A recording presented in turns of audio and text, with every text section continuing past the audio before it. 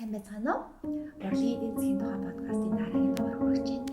Энэ удаа бид төр сүргийн уран бүтээлийн үнэлгээ хэрэг тогтдгийг. Тэр нь ямар үндсэн төсөл байдал шалтгаалт. Уран бүтээлийн үндсэн шинж чанараас нь болж байгаа юм уу? Оюуны хөгжмөнөөс нь болж байгаа юм уу? Бусад урлагийн бүтээлийн үн тогтоодог байгууллага эсвэл орсог талуудын үнэлгээнээс болж байгаа юм уу гэдэг тухай ярьцгаана. Хоёулаа өмнөх дугаарт оюуны хөгжмийн тухай ярьж байсан. Тэгэхээр мэдээж юу гэдэг нь өчтөр урлагийн бүтээлүүд тэр зэмээ уран зураг, баримл гэдэг юм уу, инсталляшн, видео арт харьцангуй нэг үе бодвол үнэлэхэд бүр төвөгтэй болоод байгаа. Тэгээ илүү нөгөө нэг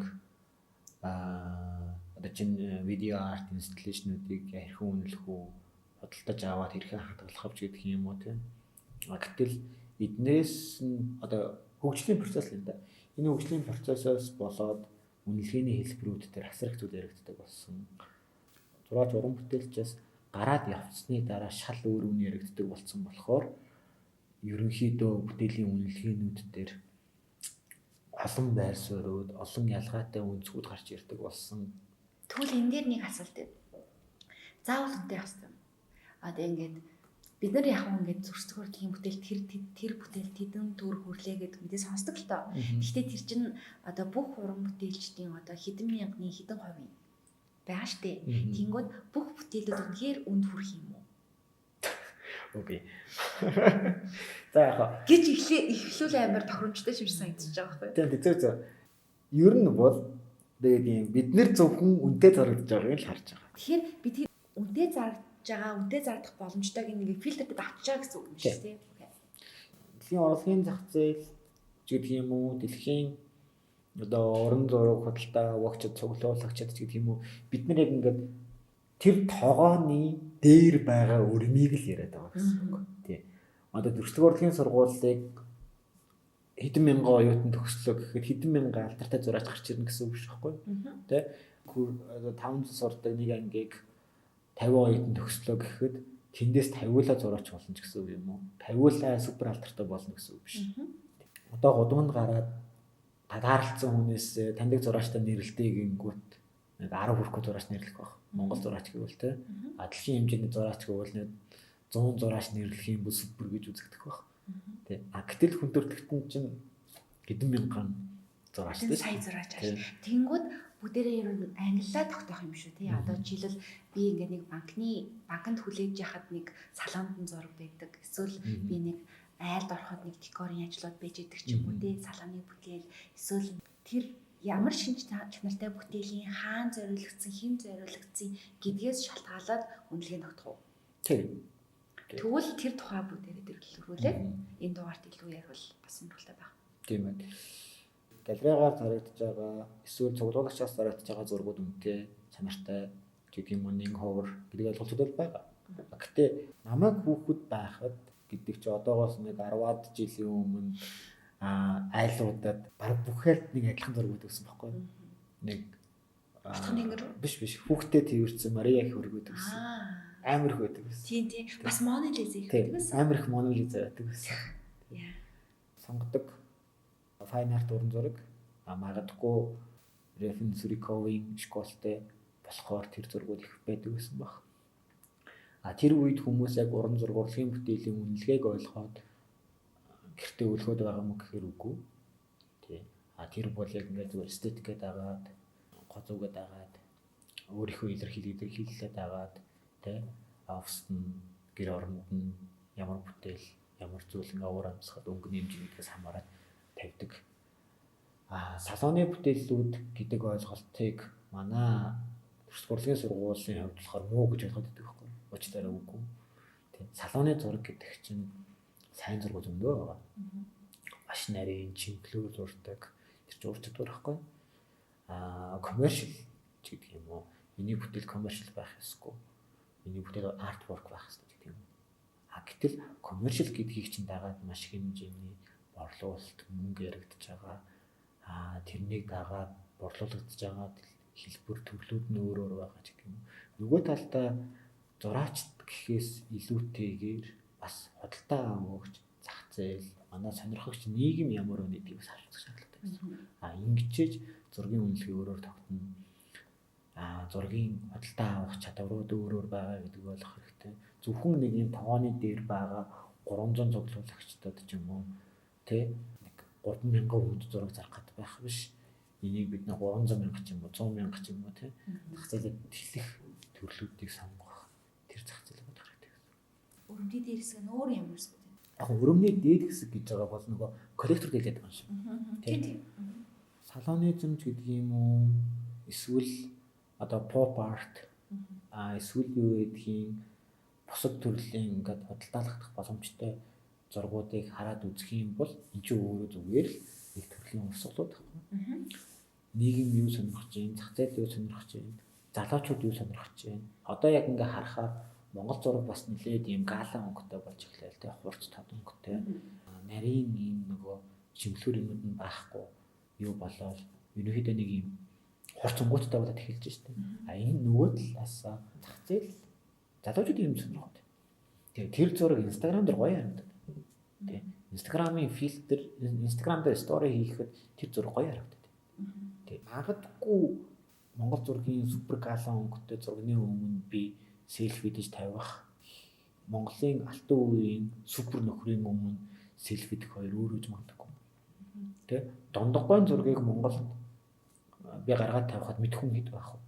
Тэ. Эсвэл яг ингээ сүүлийн үед нэр алдарт гарч байгаа зураачин зургийн өмнө би селфи дэ тавихад үзэх хэрэг байх.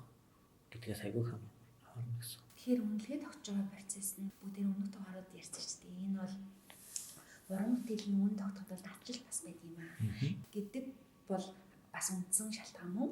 Хоёрдугаар гэх юм бол нөгөө худалдан авагч нар нь сонирхож байгаа урлаг сонирхогч нар нь өөрөө юу сонирхоод байгаа вэ гэдгээс нь бас шалтгаан гэсэн. Тогтож байгаа гэсэн үг шүү дээ. Тэнгүүд хизээлийн өнгөрсөн жил манай дүүгийн төрс өдрөөр бид хэд ингээд найзуудаар нь уулзаа сууж ирсэн шин. Нэг дизайнер хүүхэд ярьжсэн байхгүй. Би бол Монгол нэг уран бүтээлчийн зургийг худалдаж авах уу?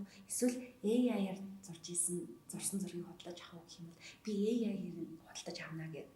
Одоо жишээлбэл Z generation-ийн төлөөлөл болохоор жишээлбэл өөртөө хамгийн ойрхон, өөртөө ингээд pop болж байгаа тий. Тэр нөгөө нийгэм pop болж байгаа юмыг сонирхох хандлага бас байгаад байгаа байхгүй юу? Тэгэхээр тухайн одоо бүтээлүүдийн үнэлгээ тэр сонирхож байгаа хүмүүсээс шалтгаалж байна. Окей, ойлгосон тий. Тэгээд хоёрдугаар гэх юм бол ямар урсгалч хэлний бүтээлгэн гэдгээс нь шалтгаалж юм байна. Насжилтаас шалтгаалж юм байна.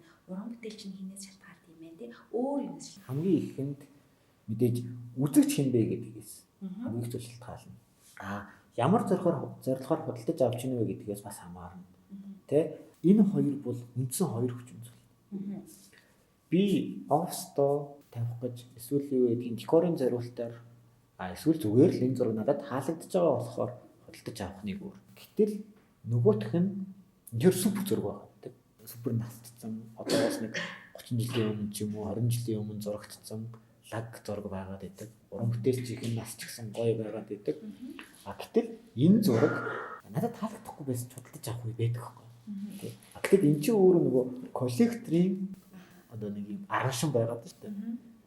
Гэтэл ураг сонирхогчийн араншингийн хувьд би зүгээр өөрт таалагдж байгаагаа заавал нүүрнэ гэж авахгүй байгаа гэсэн. Гэтэл манайд нэг юм тэр хоёр зах зээлээ аягүй сайн нарийн ялгах нь өөрөө чухал гэсэн. Манайд болохоор нэг юм уран зураг гэхээр заавал үнэтэй байдаг тий. Урлагийн бүтээл гэхээр нэг юм тэнгэрт хатцсан үнэтэй байдаг гэж байна. Зөвхөн их хувинд байдаг ч юм уу тий. Шинэ үеийн одоо урлаг сонирхдаг хүмүүсийн гэх юм бол мэдээлэл авч байгаа хэрэгсэл нь одоо хуучин үеийн цуглуулагч үндсэн одоо нэг юм төсөл урлагийн бүтээлийн үн өсдөг процесс шүү дээ тий. Сүүл 700 жилийн түүхэнд тэгдэг байсан гэсэн үндсэн школ нь AI ч байд юм уу эсвэл энэ дижитал гэдэг ч юм уу интернетээс шалтгаалаад өөрчлөгдсөндөө биш нэмээд нэг сегмент ороод ирсэн гэх юм уу. Тэр нь болохоор бүтээлийн үн зөвхөн үн нэмж өсөх байдлаас шалтгааллахгүйгээр зөвхөн хувийн сонирхлоороо одоо хуулбар бүтээл гэдэг юм уу мерчендайз гэдэг төсөв урлагийн эдийн засгийн нэмж төрөлжих салбарууд нь үзэгчээсээ шалтгаалаад өмнөх 20 жилийн өмнөөсөө өөрчлөгдсөн байдал харагдаад байгаа байхгүй юу. Ярианда бүгдээрээ цуглуулагч буюу цуглуулагч нарт зориулсан институт зориулсан бүтээлүүдийг нэг илүү тусдаа яриад нэг талд нь болохоор урлаг сонирхогч болон залуу нийгмийн шаардлага одоо Монгол зураг жишээлбэл pop art шиг маш тод өнгөний контрасттай болоод байдаг гэдэг чинь нийгмээс шалгаж байна гэсэн шүү дээ. Тэгэхээр тэрийг нэлээ ингээд тусдаа ярих юм бол салбарынх нь эдийн засаг нь илүү солонгоч харагдах юм уу? Жинзэж гэдэг юм уу, миланоолууд ч гэдэг юм уу, те бүүмрүүд ч гэдэг юм уу. Эднэрийг яалтчгүй салгаж болохоос өөр аргагүй гэсэн үг. Жишээ нь бүүмрүүдийн хувьд бол маш их хэмжээний fine art авдаг, модерн бүтээлээ тодтолдож авдаг, те бүүмэр цуглуулагчдын хувьд бол миланоолыг бодох юм бол ингэж нэг хөрөнгө оруулалт маягаар урлагийн бүтээл тодтолдож авдаг байхгүй. Мөнгөө хадгалж байгаа гэдэг концепцоор. Гэтэл миланоолууд болохоор илүү нэг өөрийнхөө эстетикийг илэрхийлэх гэж. Миний бие хүн хэм бэ? Би ямар төрлийн үзэл бодолтой хүн бэ ч гэх юм уу те. Тэр тусмаа хамгийн сонирхолтой нь сүүлийн 5 жилийн хугацаанд эмэгтэй коллекторд аягүйх болж байгаа. Миланол дотор бол эмэгтэй коллекторд аягүй өндөр гарч ирж байгаа гэсэн үг. Тий. Тэгэхээр хоёулаа дан ингээл коллектор гэж яриад ахаас гадна зах зээлээ ингэж тэлдэх өргөн үрээнд ярих талаас нь түрүүнд чи хэлжсэндээ бүх бүтээл үнэтэй байх ёстой юм уу гэх. Гэтэл өрөм тэр тогооны өрөм гэдэг байгаа нийт зах зээлийн чинь 10 хүрэхгүй хувь л тэгж үнэтэй бүтээлээ зарж чаддаг байхгүй. Гэтэл манад одоохондоо ингээд нутагшиж чадаагүй байгаа сегмент салбарууд зөндөө байна. Жишээ нь бид нэр декорын зориулттай бүтээлүүдийг одоо хүлээн зөвшөөрөх машин хэмжээгээр гаргах хэрэгтэй байна, тий. Планизмыг гаргах хэрэгтэй байна. Pop art-ыг гаргах хэрэгтэй байна. Pop art-ыг санал болгох хэрэгтэй байна, тий. Би чинь pop art бол чинь салонизм бол хүмүүс яг ингээ оффистоо ч гэх юм уу эсвэл өөрийнхөө орон зайд декорын зориултаар гаргаж хадгалах зориулттай ч гэдэг юм уу. Pop art байх юм бол ингээд интерьерийн зориулттай ч гэдэг юм уу. Pop art бол илүү ингээд merchandise болох тий илүү юунууд руу гарч ирдэг, масс продакт руу гарч ирдэг ч гэдэг. Тэгэхээр ойлгож хүлээж авах шаардлагатай байна.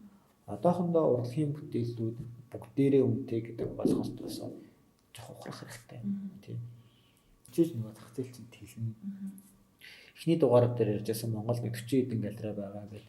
Гэтэл эднэр маань нийт бүгдээрээ нийлээд яг үнэндээ энэ хүн энэ зах зээлээ одоо хангаж чадахгүй. Яагаад гэхээр чинь одоо юу гэдэг зөвхөн тэр нэг 3,000 хүнийг ч гэдэг юм уу нэг 300 цуглуулагчийг л ингэж нэг зураг зарах гэж оролдоод байгаа болохоос биш. Бид нэр зэн тактикаараа зах зээлээ жоох өргөн үрээд гаргаач. Тэ хоорондоо битгий ингээд нэг хийж байгаа төрөлцүүл чи өөр байгаад байхад нэг битгий гэж юу гэдэг ялгарлан гадуурхах гэх юм уу. Наач арт биш гэж битгий хэлнэ чи. Тэ. Тэр чинь нөгөө сонирч байгаа байгаа ч бүтээлүүд бас байгаа. Зах зээл байгаад байгаа байхгүй тийм тийм. Худалдаа авалт байгаад байгаа учраас бүтээл хийгдэнэ. Гэтэл худалдаа авалт байхгүй л тэгэл тэр хүн хийхэр болж штэ. Тэгэхээр чинь ингээд зах зээлээ одоо юу гэдэг сонсох хэрэгтэй. Тэгэнгүүт манай үзэгчид юм ойлгохгүй ч гэдэг юм уу. Масс эзэ ойлгож байсан гэдгийг чинь өөр болж байгаа байхгүй. Нийгэм чи өөрчлөгдөж ийн зах зээл чинь тэлж ийн тэ одоо хин нэгний хийсэн бүтээлийг үнэлдэг цаг үе ирж ийн. Залуучууд илүү сонирхолтой бүтээлүүд энд бүтээл худалдаж аваад мөнгөө хадгалахаас гадна энд би зүгээр л өөрийнхөө үзэл бодлыг илэрхийлж өөрийнхөө эстетикийг харуулахын тулд эсвэл илэрхийлэхийн тулд би бас бүтээл худалдаж авч сонирхож гэдэг юм уу 2019 онд л 20 онд болов 2021 онд энэ Мишель Экспотер юу болж ирсэн? UB Art Festival. UB Art Fair болов? Fair болж ирсэн. Тэгээд тэн дээр нэг юм жижигхэн бодлого бодолтой гэж үзчихсэн. Чимдэр чухал зургийг бодлого бодолтойгоор зараад чимдэр чуудын яг ингээд юу хийж үзүүлээд хийж үзүүлээд тэгээд яг тэрний бодлого бодолтой хийж би нөгөө Hammerman гэжсэн байхгүй. Аукционер хийжсэн. Одоо бодлого бодолтой ингээд хөтөлчихсэн. Тэгэнгүүт харж байхад сая төгрөг хүртэл 100,000-аас дуудаад эхлээд сая төгрөг хүртэл явангууд тэр дотор үн хэлж байгаа залууч асар олон байсан. Би залуучууд гэдэг 30-аас доош зэнханыг хэлж байгаа шүү. Залууч асар олон байсан. За тэгээд нэг сая 500-аас дээш гараад ирэнгүүт ингээд 2-3 хүмүүлтэй зураг мөдлөж авсан л та. Тэгээд би яг бодож байсан. Ер нь яг залуучууд сонирхож байгаа зүйлтэй бол мөнгө өгөх бэлэн юм байна. Би бас нэг огш хийжээс ахгүй юу? UB comedy зэрэг. Өмнөх дугаар дээр чинь нөгөө комедигийн зах зээл чи өөрөө бидний төслийн зах зээл байна гэдэг. Тэгээд 3 бүтээл, нэг нь баримлах, модерн чиглэлийн нөгөөх нь болохоор модон дээр баран хийвсэн. Мгм. Уран төрлийн өөр Модон баран юм генерашны байна, тийм өөр бүтээлчингүүд тэнд auction болно гэж заалаагүй. Мгм. Randomly тэр зохион байгуулж авсан хүмүүстэй яриад нэг юм сайн уусын аяны auction гэсэн. Тэр зарласан уран бүтээлч нарыг тэнд сууж байгаа хүмүүс хинч мэдээгүй auction болохыг мэдээгүй мөртлөө 3-ны дуудлага хутлаанд оруулаад мэдээч бүгд сая 500-аас тийш болсон. Тэр чин бараг одноос 6 жил өмнө. Мгм. 6-аас арай бага гэж магадгүй. Гэхдээ тэр бол нөгөө random зүгээр ингээд 20,000 төгрөгийн паспорт төлөөд Мгм. комеди үзэж байгаа хүмүүс дотор гинтхэн нэг хин нэгэн гарч ирээд auction хийсэн ч гэсэн тэр бүтээлийг танин мэдрүүлж байгаа ш. Тэгэхээр танилцуулна те. Энэ ийм уран бүтээлч, ийм чиглэлийнх, ийм одоо техникээр энийг хийсэн гэхэд бол тэрийг сонирхох хүмүүс шууд гарч иж байгаа хгүй. Өмнөд дугаараа тойл яадаг. Яг бид нар ингээд тэр маркета ерөөс тэлэхгүй байгаа шалтгаан нь ерөөсөө ингээд зах зээлээ төрүүлжүүлэхгүй байна. Үнийн систем тогтдог механизм мань хангалттай тогтоогүй байна. Эсвэл тэр зах зээлийг зүгээр хайчж байгаа талбартай. За millennial байдаг юм уу Z generation бол тий тодорхой хэмжээний өөрийнхөө мэдрэмжээр худалдан авахд бэлэн байгаа хүмүүс чинь өөрөө үндсэн системийн бүтцэд оруулахад хамгийн нөлөөтэй гэх юм. Яагаад тэгэхээр тэр хүмүүс чиг эд ажиллаж байна.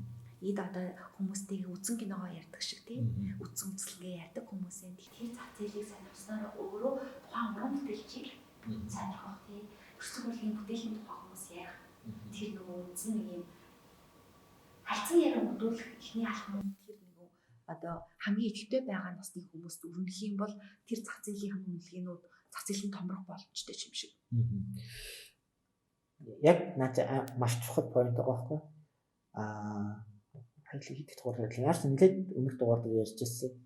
Гадаадын хөрөнгө оруулалт нэмэгдэхээр урлагийн зах зээл хийгдэх гэдэг. Гэтэл гадаадын хөрөнгө оруулалт нэмэгдэхээр урлагийн зах зээл яагаад хийж байгаа вэ гэхээр гадаадын хөрөнгө оруулалт нэмэгдэхээр Монголд оршин суух тухайн орондоо оршин суух гадаадын иргэний тоо өсдөг байхгүй. Тэгэнгүүт яг тэндээс юу анзаарэгддэг вэ гэхээр 17 онд баха 16 15 6 оны ингээд одоо үзэсгэлэнгийн нээлтийн бичлэгүүд юунуудыг үзэхээр ингээд гадаад очттой үзэсгэлэн аягүй олон байдаг байхгүй. Европ, Япон юу гэдэг юм те. Тэгээд эндээс нөгөө маш их хэмжээний conversation үүсдэг. Харилцаанууд үүсдэг гэсэн. Тэгээд тухайн бүтээлийг зарим худалдаа авагч нар ингээд урт хугацаанд өмнө гэж худалдаж авдаггүй. Зүгээр л тэр артисттэй, тэр уран бүтээлчтэй, тэр зураачтай ингэж нэг харилцан яриа хийж ойлголцсноороо тэр хүний мэдрэмжийг хуваалцснараа тэр бүтээлтэй нэлээд ойрхон болж байгаа байхгүй. Тэгээд тэр хүнийг ингэж нөгөө тэр хүнээс авсан мэдрэмжээ хадгалах гэж эсвэл Монголд амьдарч байгаа тэр мэдрэмжүүдээ хадгалах гэж бүтээл худалдаж авдаг. Эсвэл тухайн моментаа хадгалах гэж бүтээл худалдаж авдаг. Тэгээд бүх юмыг ингэж хэдүүлээ нийгмийн үзэгдлүүдээс холдуулаад байх нь буруу гэсэн. Гэтэл заавал ингээл нөгөө бүтээл бүтээл одоо доотлого худалдаа гэхээр бол заавал нэг хэдэн 10 сая доллараар зураг зарагддаг гэх юм уу хэдэн 100 мянган доллараар зураг зарагддаг гэж хүлээж авч болохгүй гэсэн. Бид тийм хямдхан зураг ч гэсэн доотлого худалдаагаар зарж болно. 10,000 төгрөгөөр зураг дуудаад 100,000 төгрөгөөр зарж болох байхгүй. Тэгэхээр манайхны нэг юм үндсэн нэг суудсан ойлголтуудаас баг зэрэг ухраад өгөөч тий. Эсвэл жоохон өөрчлөлтөд өгөөч. Доотлого худалдаа гэхээр үнэтэй зураг зардаг. Юу гэхээр зураг гэхээр заавал үнэтэй байдаг тий. Зураг бол зөвхөн нэг юм хэсэг бүлэг мөнгөтэй нөхдүүдийн одоо мөнгөө угаах гэж хадгалдаг ойлголт биш ээ. Яг нааднаас ч айдас үүсэж байгаа шүү. Нөгөө талынх нь одоо яг мэдээж өндөр үнэтэй бүтээлүүд байлгүй яг. Яг нэг жишээ гэх юм бол маа нэг таньдаг хүн одоо миний үеийн залуу байр худалдаж авангуудаа нэг тавилга худалдаж авахгүйгээр Баатар зэрэг хайх ба. Зургийг ингээд 5 жилийн өмнө үзлэн үзэж байгаа харсан зургаа байртаа болгонгуудаа хамгийн ихний худалдаа авалтан байсан гэж байна. Мэдээж ингээд тэр асар үнэтэй бүтээлүүд байна. Тэрэн дээр галерей менежментээ хийн, цуглуулагч нар ажиллана, олон улсын хүмүүс сонирхон. Тэгтээ төрслөг урлагч юм өөрөө бидний мэдрэмжтэй шат холбоотой учраас тэрийг ингээд мэдрээд ойлгож л айл тэр салааны урлаг байна уу, pop art нь байна уу, үнэхээр тэр сая долларын бүтээл нэ хамаагүй тэр яг ингээд тэр бүтээл болон тэр худалдан авалт хийж байгаа хүмүүсийн хоорондын харилцаа байдаг байхгүй. Тэгэхээр тэр хоорондын харилцааг зөвхөн их бүтээлээс гадна бас өөр хөлбөр бид нар хөдөлгөөн зурдалж болно шүү дээ. Тэгэхээр тэр боломжуудыг нээж өгөөч, зах зээлээ тэлээч гэдэг байгаа. Одоо яг наад дээр чинь поинтлоод ихэд мэдээж юу гэдгийг галерей тухайн артистыг үнэтэй одоо үнцэнтэй болгохгүйд тухайн уран бүтээлийг олон таниулах ажил хийж байгаа. Гэхдээ энд хамгийн чухал зүйл нь галерейд ирж үзснээрээ тэнд нэг юм харилцаа үүсэж байгаа байхгүй. Тэр бүтээлтэй нэг харилцаад байна шүү дээ. Бүтээлтэй харилцаад ойлголцоод энэ хүн ийм юм хэлсэн байхаа ч гэх юм. Эсвэл өөрийнхөө нөгөө нэг ингээд мэдрэмжүүдийг тэндээс аваад байгаа байхгүй. Энд нөгөө мэдрэмжийн боловсрал гэдэг зүйл яваад байна. Миний хувьд ч гэсэн би нэг олон бүтээл цуглуулаагүй л дээ. Гэхдээ миний хамгийн анхны бодлоо авах гоё байсан. Тэ. Миний танд гэр бүлийн 2 зураач Хонконгод үргэлжлэн гарчаа буцаж ирээд тэгээд зургуудаа дөнгөж урландаа хавтал тавьсан байсан.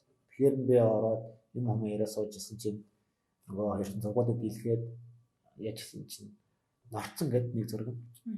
Тэгээ ингээд зургийнхын нүүрэн дээр ихнэрийнх нь гар үсэг гарцсан. Тэгээ би наад зургаач би аав. Хэд x ч үнэ хэлдэг бай. Тэгэхээр та надаас тэгдэх хат чи дээр авах ингээд. Тэгвэл та өөрөө үнэ хэлдэг. Тэгсэн чинь сайн мэдхгүй байна. Тэгэхээр тэгвэл би дансандаа аваа мөнгөөр авъя гэдэг. Тэгээ би яг дансны хөлтөлийг харуулж байгаа ч гэсэн байхгүй. Баяртай нэр. Тэгэхээр ингээд нөгөө нэгдүгээр заавал ингээд бүх зураг үнэтэй байгаа дуудлага бодолтойгоор зарагдаа ингээд байдаг юм аа. Тэр наан нь ингээд хүн хоорондын харилцаанууд тий тэр нэг артистийн үжил бодлыг ойлгох тэр нэг моментууд байгаад байгаа байхгүй. Энэ бол маш чухал. Энэ бол ингээд хамгийн ихний эффект үзэгдлүүд энэ багхгүй. Наа чи мяа зурагчтай салааны урлагч гэдэг юм уу. Гэхдээ тэрийг ингээд сонирхох, хүртэх, хөдөлთა авахч байгаа байхгүй. Бүх зургууд, бүх бүтээлүүд нэг юм супер коллекторт таалагдах хэрэгтэй бас биш шүү дээ. Тэ? Бүх хүн коллектор биш яг. Гэхдээ бүх хүн тэр бүтээлийг мэдрэхийг хүссэн хүн болгон ямар нэгэн бүтээлээ тэр нэг мэдрэмжийн боловсролыг авах эрх нь уг байгаад байгаа байхгүй. Тэнгүүд тэрийг эн чинь одоо тим гэж өөрөө шүүхэн өөрөө бас айгүй өрөөсгөл бас жоохон өөрөө тэр нь баг зах зээлийн хэмжээгээ ойлгох юм уу?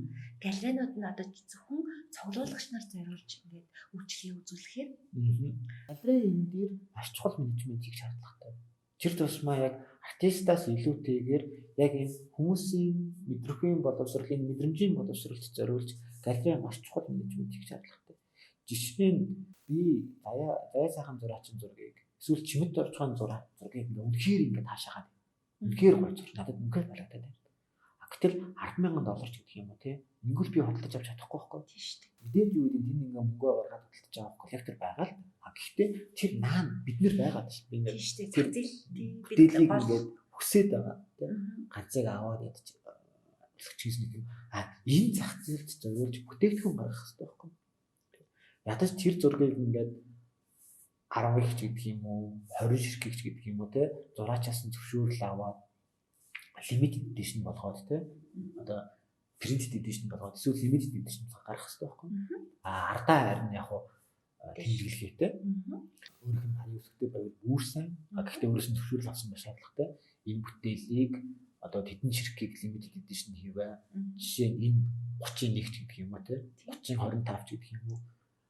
Ингэж одоо limited edition хийж зах зээлээ жоохон тэрэг шаардлагатай байхгүй. Тэгэхээр яг энэ дээр нөгөө оюуны өмч зах зээлийн зарчим баригдах баг. Гэхдээ ер нь бол галерейнууд энэ дээр маш сайн ажиллаж энэ зах зээлийг тэрэг ажлуудыг хийх шаардлагатай гэсэн. Тэндээхийн эсвэл заяахийн зургийг би $10,000 баталж авч үнэхээр дийлэхгүй нэ. Тийм. Одоо энэ ойрын 1-2 жилдээ. Тийм. Гэхдээ би $1,000-оор заяахийн гоё limited edition зарим л авах. Чимдаахын гоё эдишнийг $800, $1,500 зарна бол би авах байхгүй. Тэгэхээр чин зах зээл ийм өсөд байгаа байхгүй. Гэтэл бүх зураг үнэтэй гээд галерейнууд ч юм уу, артистууд мөн суугаад болохгүй. Зөвхөн ихүү байх хэрэгтэй гэдэг ч юм уу тий.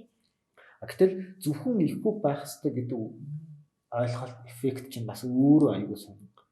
Тий.